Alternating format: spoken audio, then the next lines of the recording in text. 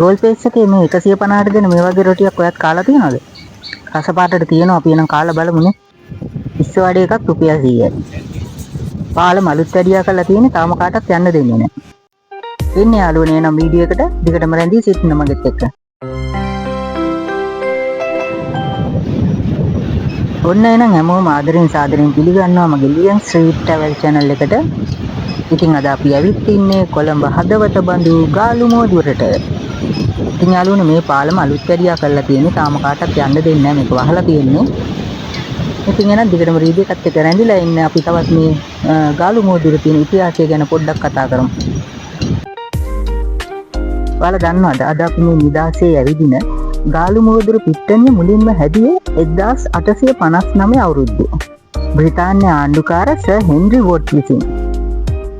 ඒ කාලේ මේක පාවිච්චි කරලා තියෙන්නේ අස්ව රේස් පවත්වන්න සහ ගෝල්ෆ් සෙල්ලම් කරන්න.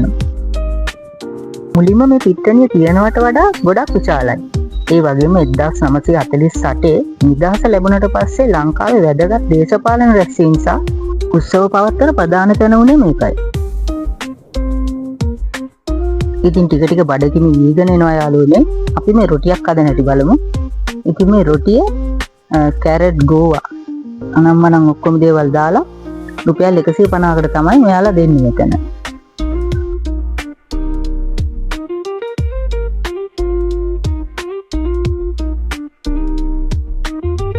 හරි දැන් රොටිය හදලා ඉවරයි. හරි බොහොම ස්තුතියි. ඔන්න ඉතින් යාළුවනේ මේ අපි ගත්ත රුපියල් 150 රොටිය මේ ඉස්ස වඩේ එකක් රුපියල් 100යි වඩේ දෙකක් ගත්තා. ඉතින් මම බත්තේකුත් මේත් එක්ක අරගෙන ආවා. ඒකත් එක්ක ඉතින් අපි දැන් කන්නයි හදන්නේ. ඉතින් මේ කෑම විරාමයෙන් පසු නැවතත් අපි එක්කමු.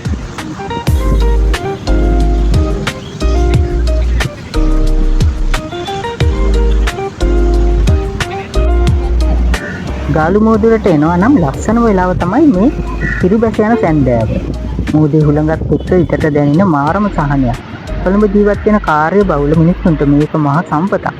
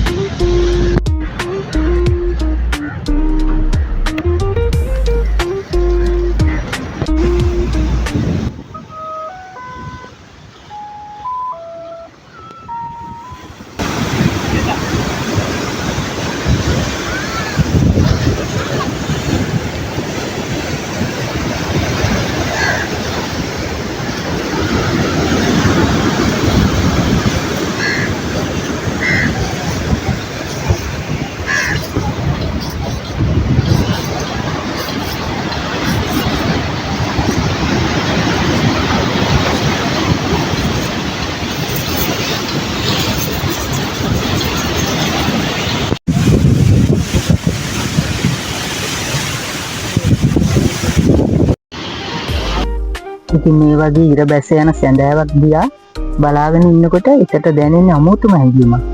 මහර සැනසෙල්ලක් දැනෙනවා. කාලයත් එක්ක ගාලු මෝදුවර ගොඩක් වෙනස් වෙලා. දැන් මේ අලුතෙන් අදපු පාලමත් එක්ක මේකට අමුතුම සුන්දරත්වයක් ලැබිලා තියෙනවා.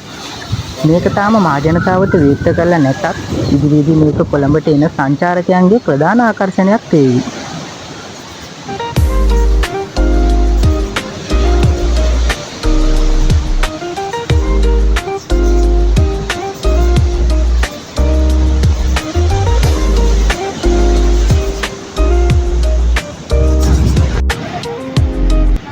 ඉතින් ඇවිදින ගමන් මේ වගේ ජම්බු එක රස බලන්න හිතුණා.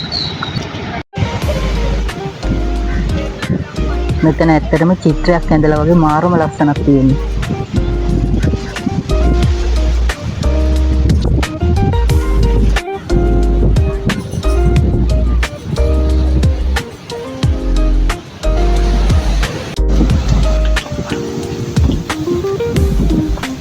ඉතින් යාළුවනේ ඔයාලත් ගෝල් චෙස් වෙනවා නම් මේ වගේ ඉර බෑගෙන යන ලස්සන ඇන්දෑවක එන්න.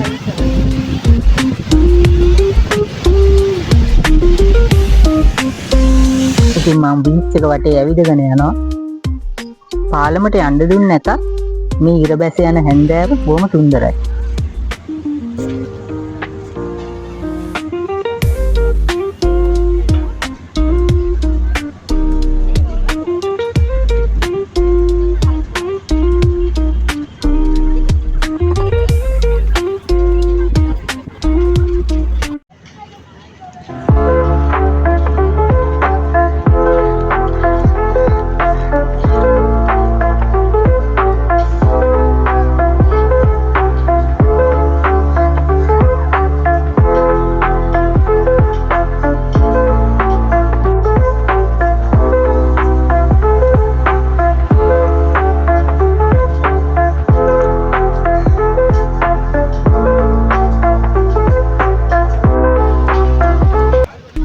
ඉතින් යාළුවනේ ලංකාවේ තියෙන මේ වගේ ලස්සන තැන් දැක ගන්න සහ ඒවායේ තියෙන ඉතිහාසය ගැන දැනගන්න මගේ ලියන් සීරීස් ට්‍රැවල් channel එක subscribe කරලා තියාගන්න.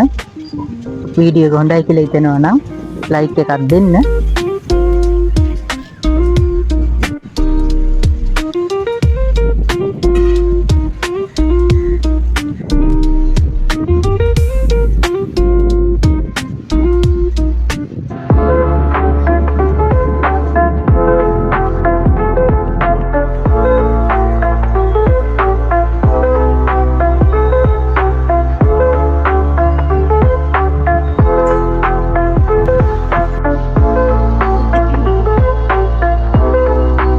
ඉතින් යාළුවනේ දැන් මම සමු ගන්නයි හදන්නේ.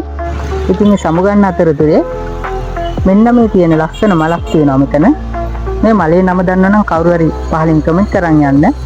මම නම් දන්නේ නැහැ මේ මලේ නම. ඔයාලා දන්නවනම් කමෙන්ට් එකක් දාගෙන යන්න. ඉතින් යාළුවනේ අවසන් වෙනකම් මගේ වීඩියෝත් එක්ක රැඳී සිටියට ගොඩාක් ස්තුතියි. නැවතත් මෙවන් ලස්සන වීඩියෝකින් හමු වෙමු. සුබ දවසක් හැමෝටම.